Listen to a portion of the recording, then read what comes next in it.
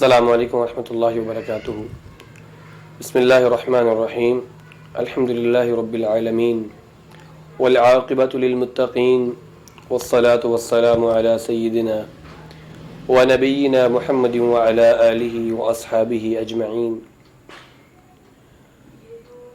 اللہ رب العزت نے اس دنیا کے اندر انسانیت کی رشد و ہدایت کے لیے بہت سارے انبیاء کو اس دنیا کے اندر بھیجا،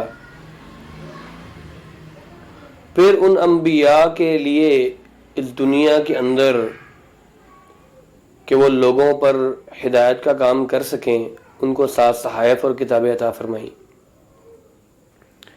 محمد رسول اللہ صلی اللہ علیہ وسلم اس دنیا کے اندر آخری نبی اور رسول ہیں،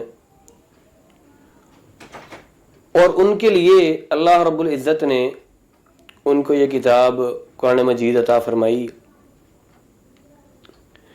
قرآن مجید فرقان حمید ایسی کتاب ہے کہ رہتی دنیا تک کے انسانوں کے لیے قیامت کی دیواروں تک یہ کتاب رشد و ہدایت کا باعث ہوگی۔ پھر ان انبیاء کے کام کو آگے بڑھانے کے لیے اللہ رب العزت نے لوگوں کی رہنمائی کے لیے امت کے اندر علماء کو پیدا فرمایا، اور ان علماء کی تعریف کے لیے اللہ رب العزت نے اپنی کتاب قرآن مجید کے اندر یہ ارشاد فرما دیا والذین اوتوا العلم درجات، کہ اللہ رب العزت نے جن لوگوں کو علم عطا فرمایا ہے اللہ رب العزت نے ان کے درجات کو بھی بلند کیا ہے۔ اور پھر نبی مکرم صلی اللہ علیہ وسلم کی زبان اقدس سے یہ بات کہ العلماء ورثۃ الانبیاء، انبیاء علماء کے وارث ہیں۔ اب یہ علماء انبیاء کے جو وارث ہیں، تو انبیاء کا باقی اس دنیا کے اندر صرف علم ہے، اور نبی کریم صلی اللہ علیہ وسلم کا فرمان اقدس کہ ایک عالم کی فضیلت عام لوگوں پر ایسے ہی ہے جیسے آسمان پر ستاروں کے درمیان چاند کی فضیلت ہے۔ تو آج مجموعہ داعیان اسلام اور این ٹی وی کے اشتراک سے ہم آسمان علم کے ایک ایسے ہی چاند کے گھر موجود ہیں جو کسی تعارف کا محتاج نہیں ہے۔ الشیخ حافظ صلاح الدین یوسف حفظہ اللہ تعالی، حافظ صاحب کی شخصیت علمی دنیا کے اندر عمومی طور پر اور دنیا اہل حدیث کے اندر خصوصی طور پر ایسی شخصیت ہے جو کسی تعارف کی محتاج نہیں ہے۔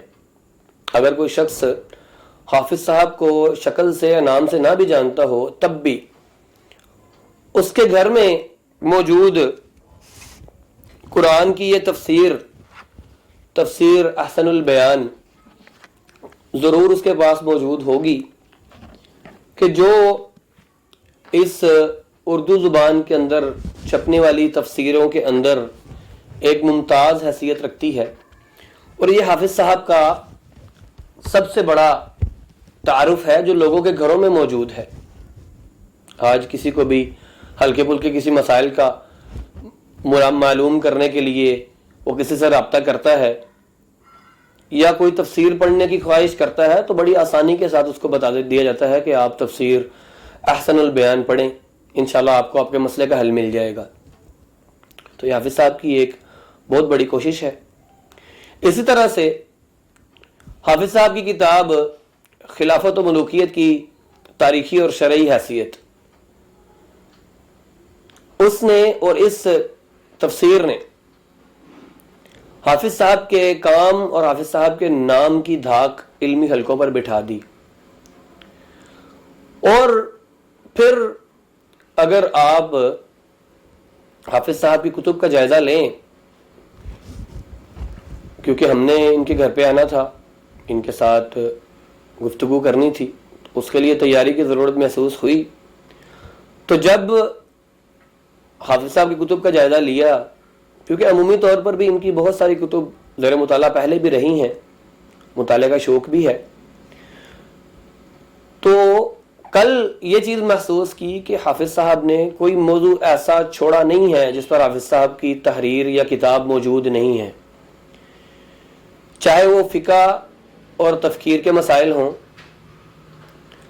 چاہے وہ معاشی اور معاشرتی مسائل ہوں، وہ نکاح اور طلاق کے مسائل ہوں، وہ شادی اور بارات کے مسائل ہوں، وہ جہیز کے مسائل ہوں، وہ طلاق اور خلا کے معاملات ہوں، وہ آئینی اور قانونی معاملات ہوں، کیونکہ حافظ صاحب قانونی اور شرعی عدالت کے مشیر بھی ہیں، وفاقی شرعی عدالت کے حافظ صاحب مشیر بھی ہیں. اس حیثیت سے انہوں نے آئینی اور قانونی رائے بھی اپنی کتابوں کے اندر مرتب کی ہیں.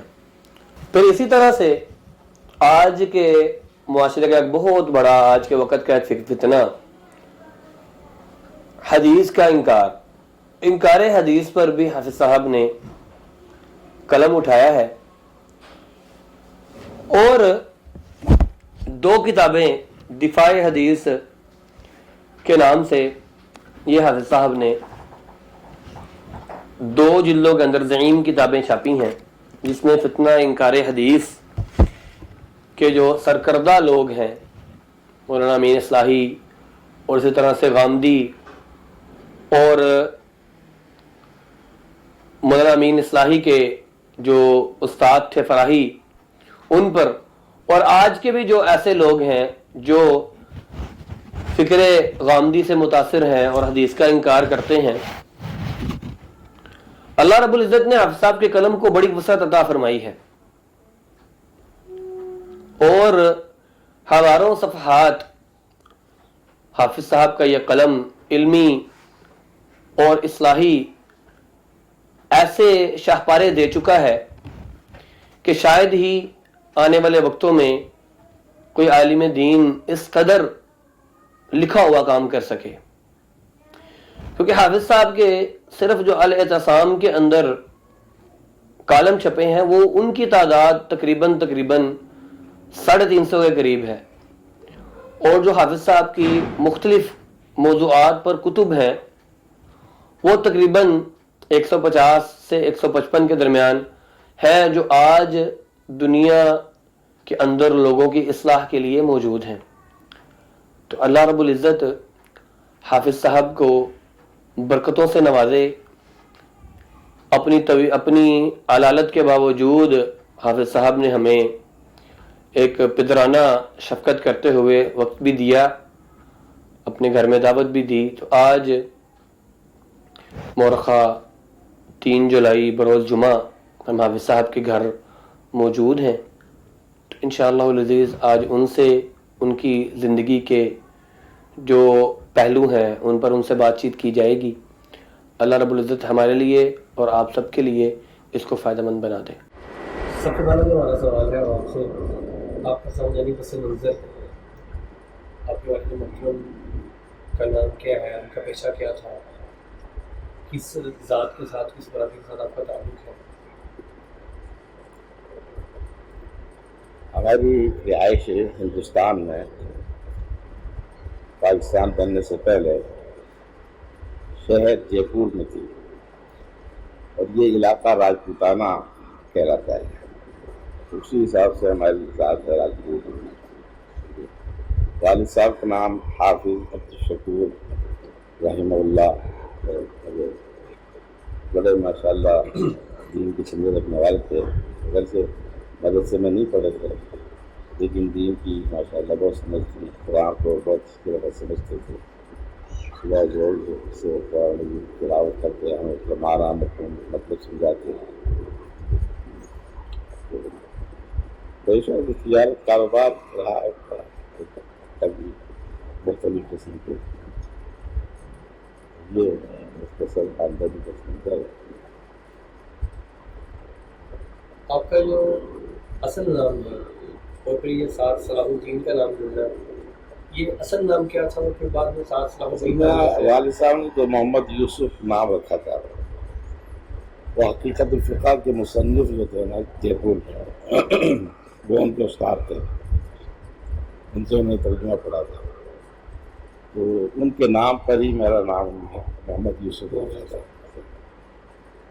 اب جب اللہ تعالیٰ نے توفیق دی، مضامین میرے شائع ہونے لگے، تو مولانا تعالیٰ علی صاحب اس میں کراچوی کا لفظ اضافہ کر دیا، حافظ محمد یوسف کراچوی۔ تو مجھے یہ کراچوی کی نسبت اچھی نہیں لگتی تھی، تو میں ان سے کہتا تھا کہ یہ حافظ محمد یوسف ہی رہنے دیں، تو کہتے تھے کہ حافظ محمد یوسف تو بہت ہے، پہچان تو کوئی ہونی چاہیے۔ تو میں سوچتا رہتا تھا کہ یوسف کے ساتھ کیا لفظ لگایا جائے، تو کئی قسم کے الفاظ ان کو میں نے مختلف اوقات بتلائے، یوسف سلیم، یوسف فلاں، یوسف فلاں، لیکن ان کو کوئی نام پسند نہیں آتا تھا مولانا تعالیٰ علیہ صاحب۔ پھر ایک مرتبہ میں نے پڑھا صلاح الدین ایوب کا تذکرہ، اور اس میں یہ لکھا تھا کہ ان کا اصل نام یوسف تھا، اور باپ کا نام یعقوب تھا، صلاح الدین یوسف۔ تو پھر میں نے یہ ترکیب اس طرح لگا لی، اور مولانا بوجانی رحمہ اللہ کو بتایا، تو انہوں نے بھی اس ترکیب کو پسند کر لیا، تو پھر میں نے صلاح الدین یوسف اپنا نام کر لیا۔ علامہ ثانی ظہیر ان دنوں میں ہمارے ساتھ اٹھ کے بیٹھتے تھے، تو وہ کہنے لگے یار تم نے الٹا کر دیا، یوسف پہلے آنا چاہیے تھا، صلاح الدین بعد میں آنا چاہیے تھا۔ تو میں نے کہا اب تو چلو ہو گیا جو ہونا تھا، صلاح الدین یوسف ہی ٹھیک ہے۔ تو یہ الحمدللہ جب سے صلاح الدین یوسف کا نام چل رہا ہے، ایک امتیازی نام ہے، اور اللہ تعالیٰ نے امتیازی مقام دی۔ آپ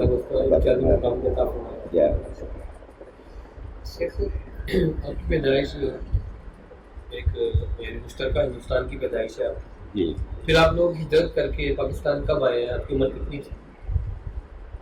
اصل میں ہمارا شہر جو تھا نا، یہ ہندو ریاست تھی، راجپوتانہ یہ ہندو ریاست تھی، اس کا راجا مہاراجا ہندو تھا، اور وہ بڑا اچھا آدمی تھا۔ تو وہاں جے پور میں ہندو مسلم فساد کبھی نہیں ہوا۔ پاکستان جب بن رہا تھا اس وقت بھی نہیں ہوا، پاکستان بننے کے بعد بھی وہاں امن ہے۔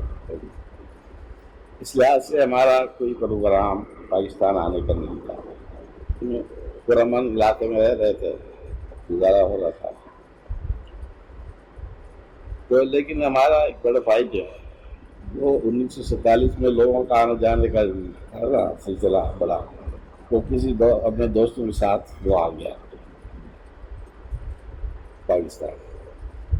پھر ایک مرتبہ اس کا خط پہنچا کہ میں بہت شدید بیمار ہوں، تو والد صاحب نے پروگرام بنایا کہ چلو، چل چلاؤ کا دور عام تھا، بغیر ویزا پاسپورٹ کے کسی چیز کی ضرورت نہیں ہوتی تھی، تو والد صاحب نے پروگرام بنایا کہ چلو پاکستان چلتے ہیں۔ تو انہوں نے ہم سب کو، یہ چھوٹی لائن ادھر سے آتی ہے دوسرا پارک کی طرف سے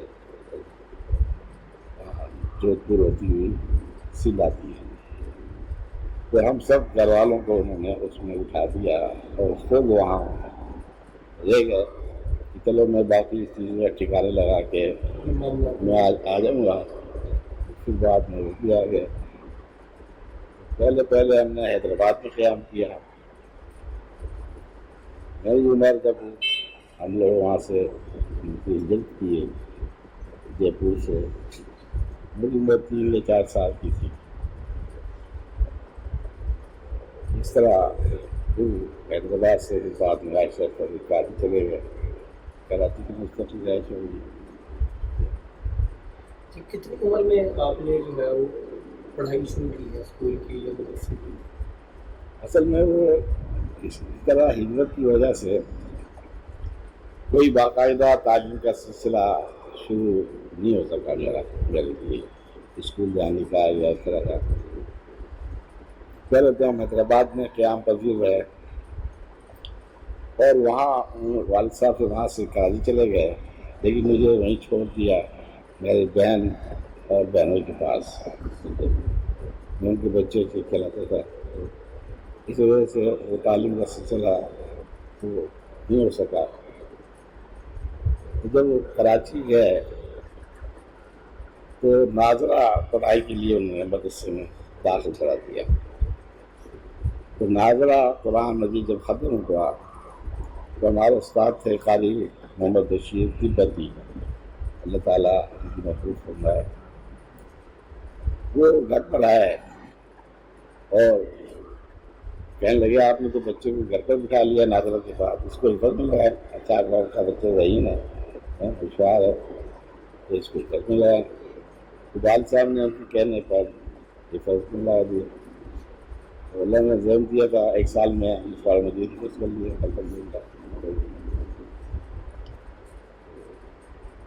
حفظ کرنے کے بعد پھر گھر میں بیٹھ گئے. لیکن حفظ کے دوران ہمارے والد صاحب کو علماء سے بڑی محبت تھی. تو پنجاب سے علماء جاتے تھے تو ان کی دعوت کرنا، ان کو گھر بلا کے ان کو کھلانا پلانا، یہ ان کا بہت دلچسپ مشغلہ تھا علماء سے محبت کی وجہ سے. تو ہمارے گھر میں علماء کا آنے جانے کا سلسلہ رہتا تھا. تو جو بھی عالم آتا تو وہ والد صاحب ان سے تذکرہ کرتے کہ جی ہمارے بیٹے نے ماشاءاللہ حفظ کیا. وہ کہتے اچھا بیٹا سناؤ، وہ قرآن مجید تھوڑا بہت سنا دیتے. وہ متاثر ہوتے تھے، آواز اس وقت اللہ تعالیٰ نے دی تھی. تو جو بھی آتا نا وہ کہتا ہے آپ اس کو عالم بنائیں. تو اس طرح یعنی کوئی پروگرام نہیں تھا باقاعدہ عالم بنانے کا، نہ ہمارے گھر میں اس طرح کا سلسلہ چرچے تھا، نہ خاندان پس منظر میں ایسی چیز تھی. لیکن علماء کے آنے سے اور ان کے بار بار کہنے سے کہ جی آپ اس کو حفظ میں لگائیں، بچہ آپ کا ہوشیار ہے. حفظ کے بعد پھر اس طرح کہ اس کو عالم بنائیں. اسی دوران جے پور کے ہی ایک دیوبندی عالم تھے مولانا عبدالرشید نعمانی، بڑے متسلب اور متاثر حنفی تھے. لیکن وہ جے پور کی نسبت سے وہ بھی ہمارے گھر آیا کرتے تھے. والد صاحب سے ملنے گیا والد صاحب سے ملنے کے لیے آیا کرتے تھے. تو انہوں نے کہا کہ اس کو میرے سپرد کرتے ہیں، میں اس کو پڑھاؤں گا. تو والد صاحب نے انکار کر دیا اور بعد میں مجھ سے کہنے لگے کہ میں اگر ان کے سپرد کر دیتا تو پورا الرجی تو نہ رہتا، حنفی دیوبندی بن جاتا. تو اس لیے میں نے اس کو جواب دے دیا. اس طرح پھر جامع العلوم سعودیہ کے نام سے وہاں ایک چھوٹا سا مدرسہ تھا جہاں سے میں نے حفظ کیا تھا. اور یہ بالکل چھوٹا سا مکان تھا جس میں 2 کمرے تھے. ایک کمرے میں شعبہ حفظ قائم تھا اور ایک کمرے میں شعبہ درس نظام شامل. یہ اس کا حدود اربا تھا جامع العلوم سعودیہ. یہی وہ منتقل ہو کے پھر وہاں گیا نا دارالعلوم کے نام سے سفید مسجد بازار. لیکن اس وقت یہ جامع العلوم سعودیہ کے نام سے مدرسہ تھا. تو وہاں حفظ کے بعد انہوں نے درس نظامی کا کام شروع کرا دیا. اسکول کی تعلیم تو بالکل کوئی سے کی. اردو میں نے اس طرح سیکھی کہ والد صاحب سے پہلے میں دستور المتقی کا سبق لیتا تھا. اس کی برکت سے اللہ تعالیٰ نے تھوڑی بہت اردو کی شروع عطا فرمائی. جب میں مدرسے میں پڑھتا تھا تو مطالعے کا شوق بھی اللہ نے ڈال دیا. اس وقت ہمارا گھر مدرسے کے قریب ہی تھا، تھوڑا سا فاصلے پر. تو روزانہ میں عصر کے بعد گھر چلا جایا کرتا تھا. تو وہاں راستے میں فٹ پاتھ پر ایک دیوبندی بزرگ تھے جو کتابوں کا اسٹال لگاتے تھے. تو میں روزانہ وہاں کتابیں بھی دیکھتا تھا، مطلب کی ہوتی تھی، خرید بھی لیتا تھا. پھر وہ شناسائی ہو گئی تو وہ ادھار بھی دے دیتے تھے. تو اس طرح کتابوں کی خرید و فروخت کا سلسلہ بھی وہی طالب علم کے دور سے شروع ہو گیا. اور اتفاق ایسا ہوا کہ جو ہمارا مدرسے کا ناظم دفتر تھا وہ جماعت اسلامی کا رکن تھا، بہت بڑا سرگرم رکن تھا۔ بعد میں اسے صوبائی اسمبلی کا سندھ کا الیکشن بھی ہوا تھا اور غالباً وہ ممبر بھی بن گیا تھا پنجاب سندھ اسمبلی کا۔ تو اس کے پاس جماعت اسلامی کے جو پرچے تھے اس کے بعد ایجنسی تھی ترجمہ القرآن کی، ایشیا کی، اور زمانے میں ایک شہاب نکلا اس کی، اور تجلی دیوبند سے آتا تھا۔ ان مثالوں کی اس کے پاس ایجنسی تھی، تو میں اس سے لے کر کچھ مثال بھی دیکھ لیا کرتا تھا۔ اس طرح مطالعے کا شوق ہے۔ تو مطالعے کا شوق اتنا ہوا کہ میں گھر آتے جاتے راستے میں بھی کتاب پکڑ لیتا اور مطالعہ کرتے جاتا آتے جاتے، اور اردو مجھے چونکہ زیادہ نہیں آتی تھی تو میں نوٹ کر لیتا تھا، جو لفظ مجھے سمجھ میں نہیں آتا تو کسی سینئر طالب علم سے اس کا مطلب پوچھ لیتا۔ اس طرح اردو زبان کی شدت ہوئی۔ پھر اسی دور میں طالبوں کے دور میں ابوالکلام آزاد کی، سید ندوی کی، شمس نعمانی کی، سر سید کی، حالی کی، ان کی کتابیں بھی پڑھنے کا مجھے اتفاق ہوا۔ باوجود اس بات کے کہ مجھے اردو اتنی نہیں آتی تھی، لیکن ان کی کتابوں سے میرے دل میں یہ اشتیاق پیدا ہوا کہ میں بھی ان کی طرح مصنف بنوں گا۔ تو الحمدللہ اللہ تعالیٰ نے آپ کی وہی جو بات تھی جو دل میں خیال آیا مصنف بننے کا، اللہ تعالیٰ نے پورا کر دیا۔ میری ابھی 22 سال کی عمر تھی تو یہ خلاف ملکیت کا جواب میں نے لکھا۔ 20 سال کی عمر میں فارغ ہو گیا تھا مدرسے سے، پھر یہاں دھرمپورے کی مسجد اہل حدیث میں نے قیام کیا، وہاں ایک کمرہ تھا، اس میں یہ پڑھنے کا کام کرتا رہتا تھا۔ الحمدللہ یہ خطاب اللہ تعالیٰ اس کو اس لیے مقبولیت عطا فرمائی۔ جب آپ کی شادی کس سن میں ہوئی؟ شادی ہوئی تھی 1976 میں۔ کتنی عمر؟ اس وقت میری عمر 30 سال تھی۔ 30 سال تھی۔ تو بچے کتنے ہیں آپ کے؟ بچے 7 ہیں، 4 بچیاں، 3 بچے۔ اور ماشاء اللہ اس کے پوتے نواسے گھر میں رونق لگی ہوئی، الحمدللہ اللہ تعالیٰ نے خوش رکھے سب میں۔ آپ کے جو تعلیمی دور میں جو اس وقت کے علماء تھے ان میں سے مشہور استاد کون سے ہیں؟ کراچی میں تو جب میں پڑھتا تھا نا ابتدائی کتابیں، تو وہاں شیخ الحدیث مولانا حاکم علی صاحب تھے، لیکن وہ چھوٹی کتابیں بھی پڑھاتے تھے۔ پرانے علماء کا یہی تذکر تھا کہ وہ چھوٹی کتابیں بھی پڑھا لیا کرتے تھے۔ اب آج کل کے تو شیخ الحدیث توہین سمجھتا ہے، لیکن وہ بڑے فاضل آدمی تھے۔ اللہ تعالیٰ نے ان کو بڑا ملکہ عطا فرمایا تھا سمجھانے کا، تفہیم کا۔ میں ان سے تھوڑی معلوم پڑی۔ پھر وہاں اتفاق ایسا ہوا کہ انتظامیہ نے جو ان کے مسجد کے خطیب تھے نا، وہاں ڈینسو ہال پر ایک مسجد تھی، مسجد موتی اس کا نام تھا۔ موتی مسجد؟ ہاں موتی مسجد۔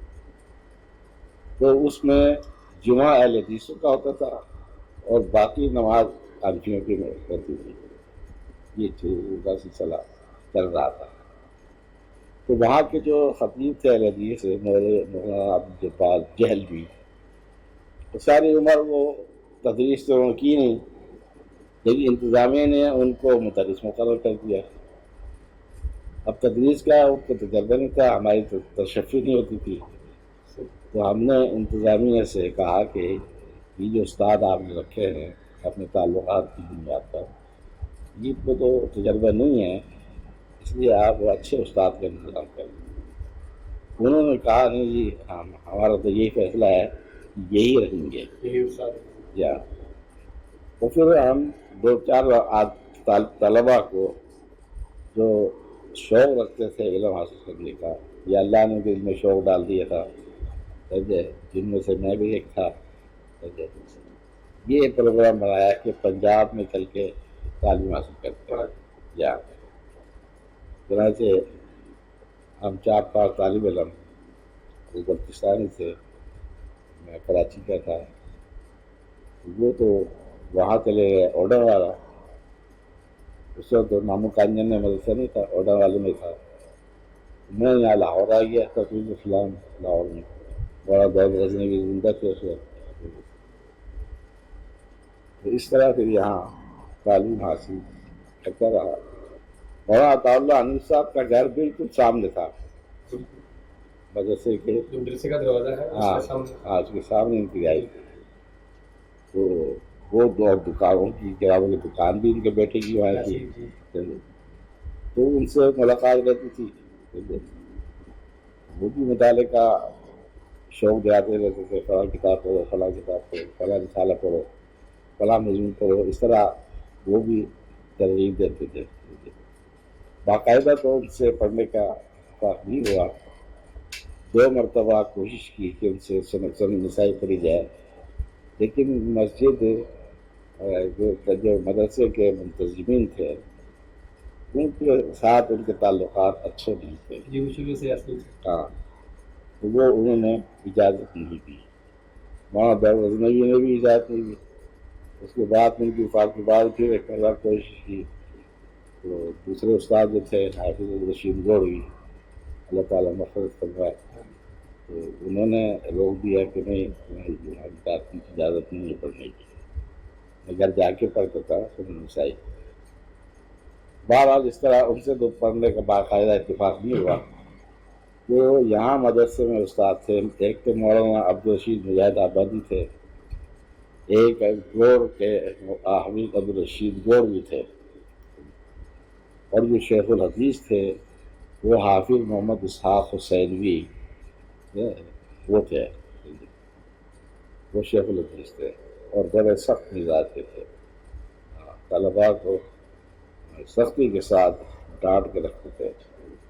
شیخ آپ نے تعلیم مکمل جو ہے وہ تربیت الاسلام میں کی ہے؟ ہاں اسے نہیں کیے، ایسا صاحب مجھے کہتا رہا یا تو بخاری وہاں جا کے پڑھا حافظ محمد گندلوی سے، تو بس وہ لگے میں اس وقت اتفاق نہیں ہو سکا، ہمت نہیں ہو سکتی ادھر والد جانے کی، وہ بالا علامہ صالح ظہیر وہ زور دیتے رہے کہ تو بخاری ان سے پڑھ جا کے، تو یہی بہرحال حافظ صاحب سے بخاری پڑھی، یہی سے فراغت حاصل کی۔ فراغت کے بعد پھر ایک دیوبندی مدرسہ تھا، وہ پہلے تو جو انارکلی کے شروع میں مسجد ہے نا وہاں پہ وہ مدرسہ تھا، جامعہ مدنیہ، اور کچھ حصہ اس کا سامنے مسلم مسجد جو تھی لال والی اس میں تھا، یہ دونوں مسجدیں اس وقت دیوبندی کے قبضے میں تھی۔ بعد میں تو لال مسجد پر تو بریلیوں کا قبضہ ہو گیا، اس میں پتہ نہیں کیا صورت حال ہے۔ اچھا، تو یہاں سے جامعہ مدنیہ میں یہاں اس مسجد میں پڑھتا رہا، پھر یہ مدرسہ منتقل ہو گیا دراوی روڈ پر کریم پارک میں، پھر میں وہاں بھی جاتا رہا کچھ عرصہ۔ اس دوران آفر ہوئی دھرمپورے کی مسجد میں، تو میں نے انکار کر دیا، کیونکہ یہ بڑی بدنام تھی اس زمانے میں کہ یہاں کوئی عالم ٹھہرتا نہیں، 6 مہینے بعد تبدیل ہو جاتا ہے، تو اس شور کی وجہ سے میں نے انکار کر دیا کہ میں نے وہاں نہیں جانا۔ تو میں اس وقت دیوبندی مدرسے میں پڑھ رہا تھا، تو کھانا میں باہر سے کھاتا تھا بازار سے، رات کو مدرسے میں سو جاتے تھے تربیت الاسلام میں۔ تو مولانا عطا اللہ حنیف رحمہ اللہ کہنے لگے کہ تو بازار سے کھانا کھاتا ہے تو چل جتنا عرصہ بھی طرح گزرے گا وہاں دھرمپورے کی مسجد میں ٹھیک ہے، اتنا ہی گزر جائے گا، تو چلا جا۔ تو ان کی ترغیب سے کہنے سے پھر میں چلا گیا وہاں۔ پھر وہاں اللہ تعالیٰ نے ایسا ان کو توفیق دی کہ جب سے اب تک میں وہاں الحمدللہ 55 سال تقریباً ہو گئے وہاں، جہاں سے عام لوگ جو تھے 5 سے 7 مہینے میں چلے جاتے تھے. جی جی زندگی کے ابتدائی دور سے لے کے ابھی تک آپ وہیں پر ہیں. ہاں جی الحمدللہ. بڑی دلی مسرت ہوئی ہے. پہلے رہائش وہی تھی میری، پھر اللہ تعالیٰ نے یہ گھر بنا دیا تو رہائش یہاں کر لی. کیا دلی طور پر مسرت اس لیے ہوئی کہ تقویت الاسلام جو مدرسہ ہے یہ ہمارے لیے بھی مادر علمی ہے. اچھا. کیونکہ میں رہائشی ہوں باٹی گیٹ کا. اچھا. یہ بالکل روڈ کے اس طرف ہے. ہاں جی ہاں جی. اور میں نے میٹرک وہیں سے کی ہے. اچھا. تقویت الاسلام سے. اچھا. اور ساتھ جو ہے وہ درس نظامی کی ابتدائی 2 سال کی تعلیم وہیں پہ حاصل کی ہے. ٹھیک ہے. تیسرے سال میں وہ مدرسہ کچھ مسائل کی وجہ سے بند ہو گیا، اس لیے پھر مجھے وہاں سے چلا گیا. اچھا. پھر وہاں سے سعودی عرب چلے گئے. لیکن یہ سن کے بڑی خوشی ہوئی کہ آپ بھی جو ہے وہ تقویت الاسلام کے ایک بڑے ہوئے طالب علم ہیں. شیخ آپ کے اساتذہ میں جیسے آپ نے بتایا کہ جو ہمارے شیخ العزیز صاحب تھے تقویت الاسلام میں بڑے سخت استاد تھے، ان کے علاوہ کوئی اور استاد جو آپ کے زمانے میں سختی والا استاد ہو جو آپ کو یاد ہو؟ نہیں، وہ سختی والے تو یہی تھے، باقی استاد ڈھیلے تھے. اچھا شیخ، آپ کے ہم اثر ساتھیوں میں کوئی علماء جو آپ کے ہم اثر جنہوں نے کام بھی کیا ہو بعد میں؟ آپ کو ذہن میں نہیں آ رہا اس طرح؟ ذہن میں نہیں. اور زمانہ طالب علمی کے اندر کوئی ایسی آپ کی شرارت یا آپ کے ساتھیوں کی یا اساتذہ کے ساتھ کوئی اس طرح کی؟ کیونکہ اکثر ہمارے مدارس کے اندر یہ چیزیں عام ہیں، جہاں رہتے ہیں وہاں پڑھتے ہیں تو شرارتیں بھی کرتے ہیں. جی جی. تو تقویت الاسلام میں تو نیچے پڑھتے ہیں، اوپر جگہ بھی ہے سونے کی، استادوں کی بھی ساتھ ہی ہے. جی جی. تو کہیں زمانہ طالب علمی کے اندر کوئی شرارت، کوئی ایسی چیز جو آپ کو یاد ہو؟ نہیں، شرارت تو الحمدللہ یاد نہیں کوئی.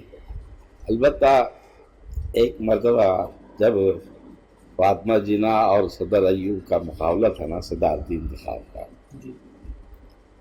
تو مولانا مودودی صاحب کی تقریر تھی موتی دروازے پر.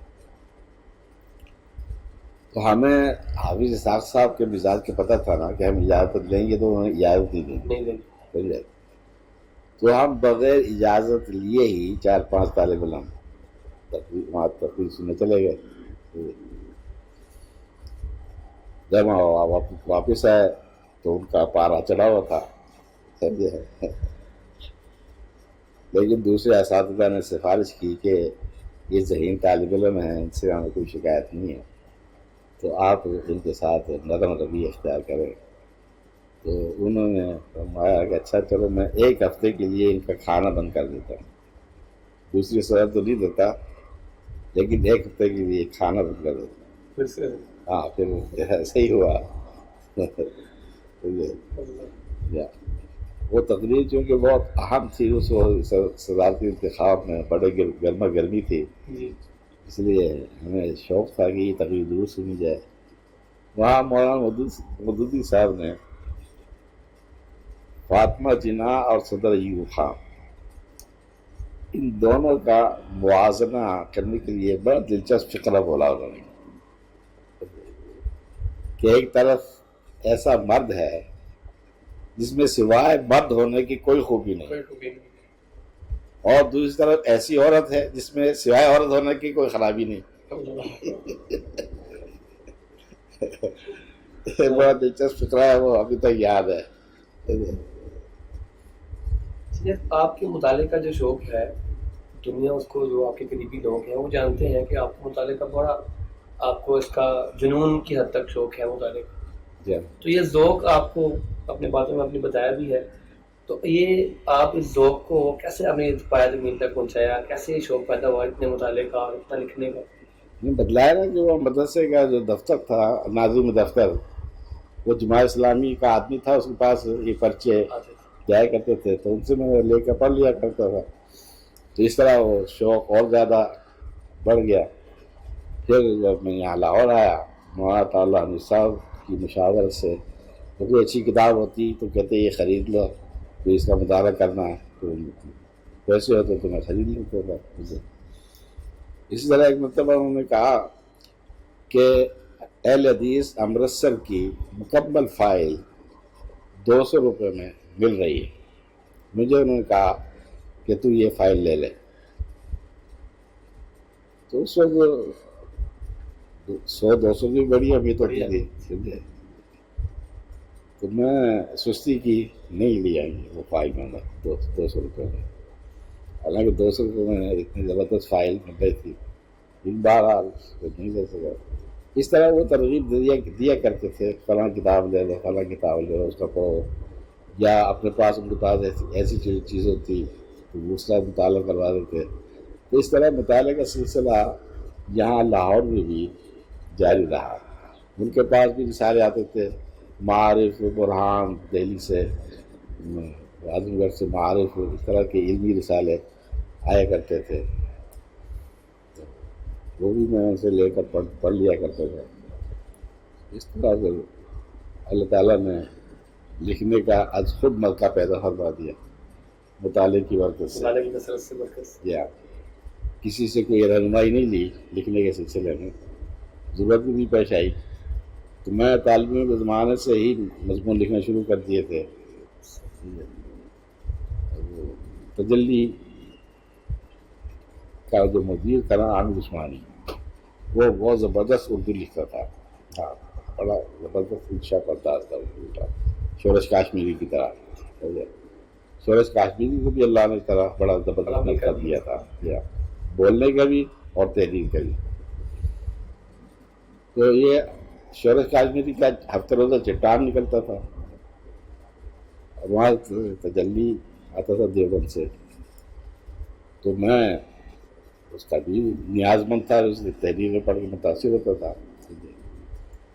لیکن ایک مرتبہ اس نے جمعہ کی 2 رکعت کا مسئلہ جو ہے نا، ہمارے اہل حدیث میں وہ طرز تو نہیں مانتے نا، اس پر اس نے کوئی مضمون لکھا. تو اس کے جواب میں میں طالب علم کے زمانے میں مضمون لکھا جس کا عنوان تھا خوگر ہم سے تھوڑا سا گلا بھی سن لے. اس عنوان سے اس کی میں مضمون کا جواب لکھا. اور اس طرح ایوب خان کے دور میں عید میلاد کا بھی بڑا زبردست جشن منایا کرتے تھے. پوری گلیاں بازار لائٹوں سے، سمجھے. تو طالب علم کا شوق کے زمانے میں شوق ہوتا ہے اس طرح کی چیز دیکھنے کا. تو ہم کو 2-4 طالب علم دیکھنے گئے رات کو. تو پھر لیکن دیکھ کر مجھ پر ایسا اثر ہوا کہ میں نے مضمون لکھا. اس کا عنوان تھا میں بھی حاضر تھا وہاں ضبط سخن کر نہ سکا. یہ اور اس زمانے میں طالب کے زمانے میں یہ صحافت میں جو بے دینی بے حیائی پھیلائی جاتی تھی، اس وقت تو برائے نام تھی، اب تو بہت ہی زیادہ ہے. تو اس وقت میں نے صحافت کے بارے میں بھی ایک مضمون لکھا، جو پیرہن اس کا ہے وہ مذہب کا کفن ہے. اس عنوان سے صحافت پر مضمون میرا چھپا طالب علم کے دور میں، جو پیرہن اس کا ہے وہ مذہب کا کفن ہے. اور اس طرح پھر وہ افراد ملکیت مولانا مودودی صاحب کی ترجمہ القرآن میں پہلے قسطوار چھپتی رہی ہے. اس وقت بھی میں وہاں طالب علم پڑھتا تھا. تو پڑھ کے مجھے بہت شدید صدمہ ہوا. کبار صحابہ پر، جلیل القدر صحابہ پر دیا. تو میں نے طالب علم زمانے میں ایک مضمون لکھا خلافت سے ملوکیت تک کے نام سے. وہ 20 قسطوں میں الاعتصام میں شائع ہوا. اس کی وجہ سے میری شہرت بھی ہو گئی کہ بھائی اس نوجوان نے تو بڑا زبردست مضمون لکھا ہے. حافظ ابراہیم کمیل پوری اور اس طرح دوسرے علماء انہوں نے بڑی تعریف تحسین کی.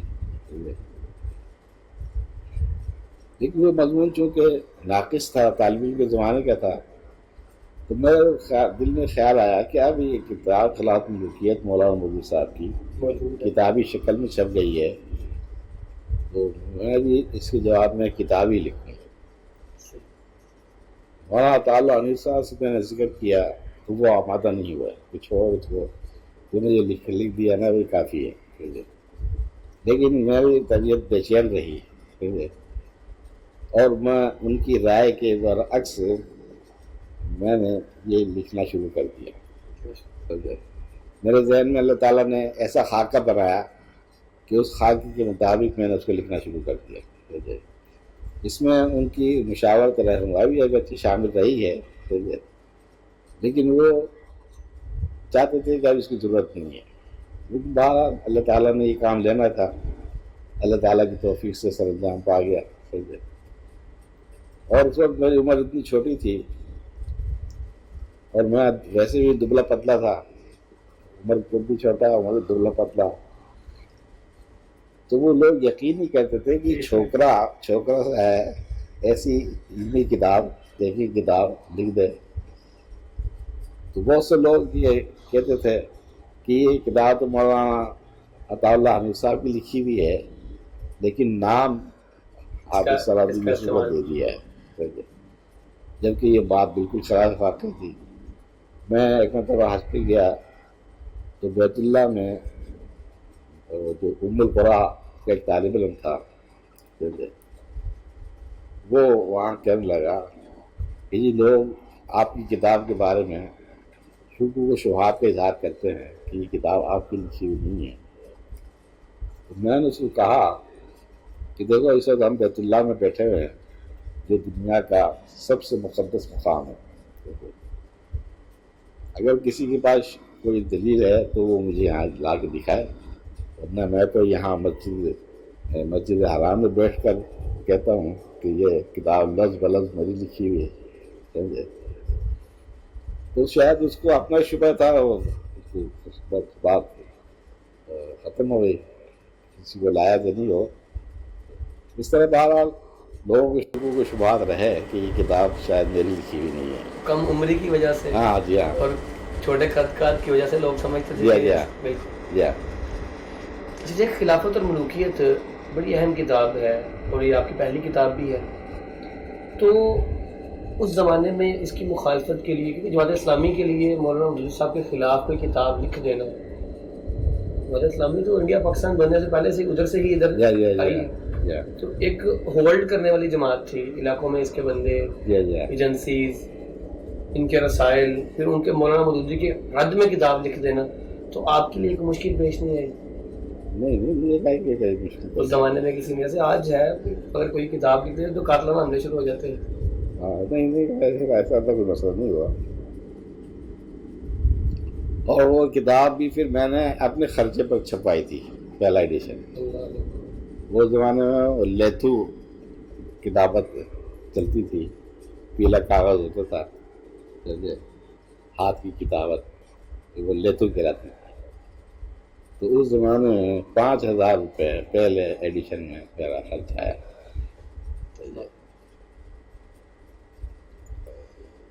الاعتصام کی ادارت آپ نے بڑے سال کی ہے, بڑا عرصہ آپ کے پاس رہی ہے, تو یہ آپ کو کتنی, یہ ادارت آپ کو ملی کیسے ہے, اور پھر یہ کتنے سال تک آپ کے پاس رہی ہے؟ یہ اصل میں اسحاق بھٹی صاحب اس کے ایڈیٹر چلے آ رہے تھے, تو انہوں نے استعفیٰ دے دیا الاعتصام کی ادارت سے. تو مولانا اسماعیل سلفی صاحب نے حکم فرمایا کہ احسان علیہ ظہیر کو اس کا ایڈیٹر مقرر کیا جائے. اس وقت چونکہ وہ امیر تھے, پہلے تو ناظم اعلیٰ تھے نا مولانا داؤد غزنوی کے زمانے میں, مولانا داؤد غزنوی کے بعد وہ امیر بن گئے تھے. امیر مرکزی جمعیت علی کا حکم تھا, تو احسان علیہ ظہیر کو اس کا ایڈیٹر مقرر کر دیا گیا. وہ مولانا عطا اللہ حنیف صاحب اس کے پرنٹر اور پبلشر تھے قانونی طور پر. تو وہ کہتے تھے کہ یہ اس میں جو کچھ مواد شائع ہوتا ہے اس کی ذمہ داری تو مجھ پر ہے, تو مجھے دکھا لیا کرو. ایک دو مضمون اس میں ایسے بھی چھپے جو بہت غیر معیاری تھے, اس پر میں نے اعتراض کیا, لیکن آپ جانتے ہی ہیں علامہ صالح ظہیر کی انار بہت بلند تھی، بہت اونچی تھی. تو انہوں نے کہا کس طرح ہو سکتا ہے کہ میں اللہ تعالیٰ حنیف کو اپنی چیز دکھاؤں. میں نے تو مرضی سے اس کو مرتب کرنا ہے اور شائع کرنا ہے. تو مولانا تعالیٰ حنیف صاحب نے وہ الاسلام چونکہ قانونی طور پر اس کے مالک پبلشر وہ تھے، تو انہوں نے مرکزی جمعیت اہل حدیث کو بطور ترجمہ دیا ہوا تھا. گجرانوالہ سے اس کا آغاز ہوا تھا، اور گجرانوالہ میں ہی انہوں نے مرکزی جمعیت اہل حدیث کے سپرد کر دیا تھا اس کو. تو پھر جب علامہ صالح ظہیر کے ساتھ اس طرح کا معاملہ ہوا تو انہوں نے الاعتصام واپس لے لیا کہ میں اس کا مالک ہوں، پبلشر ہوں قانونی طور پر. تو صالح ظہیر میری بات نہیں مانتا تو میں اس کو اس کا ایڈیٹر مرتب کرنے والا، چلانے والا تسلیم نہیں کرتا. انہوں نے اس کو واپس لے لیا کہ وہ خود اس کو مرتب کر کے چلانے لگے. تو میرا چونکہ ان کے ساتھ آنا جانا تھا، تعلق رہتا تھا، تو مجھے کہنے لگے کہ تو اس کی ادارت سنبھال لے. اس وقت میری عمر 23-24 سال ہی تھی سمجھے. تو میں نے کہا مجھے تو تجربہ نہیں ہے اس کا ادارت سنبھال سکوں، یہ تو کام بہت بڑا ہے، میری استطاعت و صلاحیت سے بڑھ کر ہے. وہ کہنے لگے نہیں کوئی بات نہیں، میں تیری ساتھ تعاون کرنے والا تعاون کروں گا. تو اس طرح بہرحال کچھ عرصہ میں لکھتا رہا اداریے بغیر نام کے. پھر میرا نام نائب ایڈیٹر کے حیثیت سے آنا شروع ہو گیا، پھر مدیر کی حیثیت سے کام شروع ہو گیا. اس طرح 23 سال میں نے الاسلام کی ادارت کی. الحمدللہ لوگ یاد کرتے ہیں اس دور کو کہ آپ کی اداری ہے، ہم پڑھتے ہیں تو بڑی خوشی ہوتی ہے. اور ان کی خواہش بھی ہے کہ اداری جمع کر کے شائع کی جائے. شیخ آپ نے الاعتصام کے اندر تقریباً جو ہے بھائی بتا رہے تھے کہ 350 سے زیادہ مقالہ جات آپ کے ہیں، کالم وغیرہ ہیں. اسی طرح آپ کی جو کتابیں ہیں تقریباً 150 سے اوپر کتابیں ہیں. شیخ اتنا جو آپ نے لکھا ہے، یہ لکھنے کی آپ کی کیا ترتیب ہے؟ دن میں کتنے گھنٹے تقریباً لکھتے ہیں آپ؟ نہیں، اس کی تو میں کبھی روٹین بنائی نہیں، کیونکہ میں گھر پر ہی رہتا تھا، گھر پر ہی کتابیں رکھی ہوئی تھی، اور یہ چھوٹے چھوٹے بچے تھے، یہ بھی ساتھ ہی اچھل کود شور مچا حضور سب کچھ ہوتا تھا. لیکن میں اپنے کام مگن رہتا تھا الحمدللہ. تو مقام بھی اس وقت مسجد کا چھوٹا سا تھا، اس میں ہی بہرحال میں یہ کام کرتا رہا. کچھ میں بعض دفعہ لائبریری میں بیٹھ کے کام کر لیتا تھا، کچھ جا کے کام کر لیتا تھا. اس طرح کا تھا، بغیر روٹین کے اور بغیر کسی معمول کے اور بغیر کسی ترتیب کے یہ سارے کام اللہ تعالیٰ کی توفیق سے ہوتے رہے.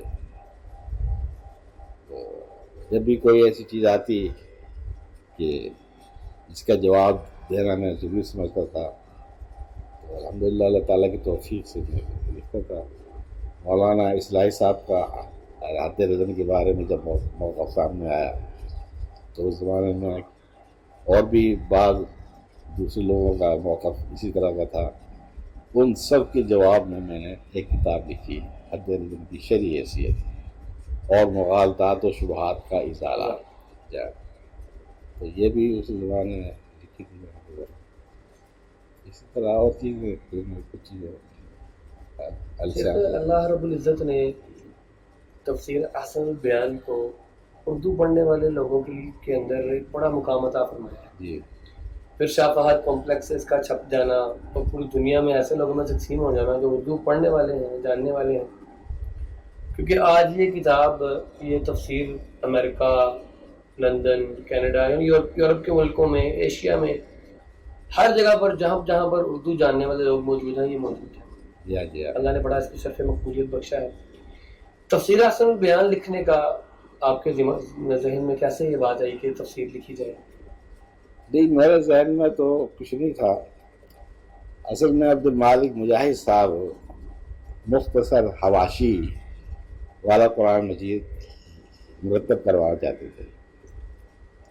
انہوں نے اپنے ہمزلف ادریس فاروقی صاحب جو نعمان فاروقی کے والد تھے، فوت ہو گئے،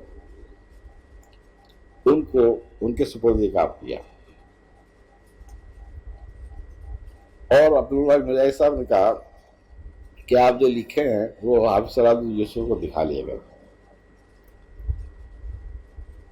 تو جب وہ لکھ کے لایا، مجھے 2-3 بار دکھایا، تو میں بڑا حیران ہوا کہ وہ جو مولانا عبدال صاحب کا اشرف الحواشی، تو جگہ جگہ ملخص از اشرف الحواسی، ملخص از اشرف الحواشی. تو میں کہا یہ تو کوئی کام نہیں ہوا کہ اس کو سامنے رکھ کر لکھ دیا. تو میں نے رپورٹ دی کہ مجھے تو اس سے اتفاق نہیں ہے، بہت خصوصا کام ہے، غیر معیاری کام ہے. تو وہ کہنے لگے پھر تو ہی کام کر دے. اس کے لیے پھر انہوں نے مجھے وہاں ریاض بلا لیا. جب میں ریاض جا رہا تھا تو فاروقی صاحب نے کہا کہ ان کو میرا پیغام دینا عبد المالک مجاہد صاحب کو، یہ ہم ضرور دینا کہ دوسرے کے پوچھتے ہیں کہ اب تک مجھے سستی ہوئی ہے، لیکن اب میں 1 مہینے میں 1 پارہ آپ کو دے دیا کروں گا. یہ پیغام انہوں نے مجھے دے کر بھیجا کہ مجاہد صاحب کو یہ پیغام دینا. اب ظاہر بات ہے 1 مہینے میں 1 پارہ کرنا، اور اس طرح سے پھر وہ اللہ تعالیٰ نے یہ میرے نام قرآن اللہ تعالیٰ نے نکال دیا. وہ کہنے لگے اس کو آپ نے 4 مہینے میں مکمل کرنا ہے عبد المالک مجاہد صاحب. میں نے کہا یہ تو ممکن نہیں ہے اتنی جلدی. اچھا 6 مہینے لے لو، یہ بھی ممکن نہیں. میں نے کہا وقت کی تحدید آپ کریں گے تو پھر میرے سے یہ کام نہیں ہوگا، نہ میں نے کرنا ہے. اس زمانے میں ان کے پاس پاکستان سے علماء، ہندوستان سے علماء آتے جاتے رہتے تھے، سب سے مشاورت ہوتی، تو سب میری تائید کرتے کہ آپ اس طرح کا موقف صحیح ہے، وقت کی تحدید نہ کریں یا ان کو وقت ہے. پھر ایک روز مجاہد صاحب آئے کہ مجھے اب اللہ تعالیٰ نے شرح صدر عطا فرما دیا ہے، تو اب آپ پر کوئی پابندی نہیں ہے، آپ لکھیں. لیکن چونکہ وہ جلدی چاہتے تھے اور مختصر چاہتے تھے، پھر حد بندی کر دی تھی انہوں نے قرآن مجید کا جو یہ ہے نا حاشیہ،